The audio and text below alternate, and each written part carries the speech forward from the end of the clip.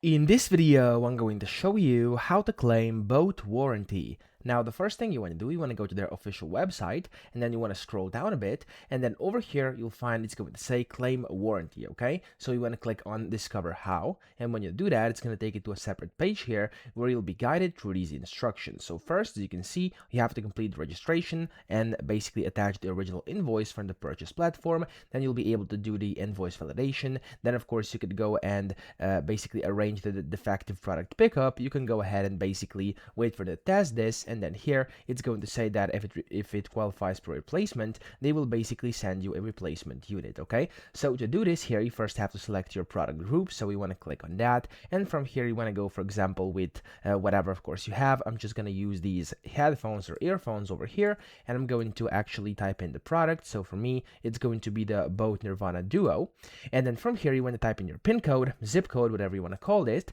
Now I'm just going to type in this one for an example over here, so 4000101, and then you have to agree with their privacy policy, warranty policy, and terms of use. If you're not sure what that is, actually just click on that and it's going to pop it up, and make sure you actually read through.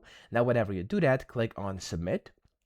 You have to wait for a few seconds, and it's going to show you service centers near you, like this over here, as you can see.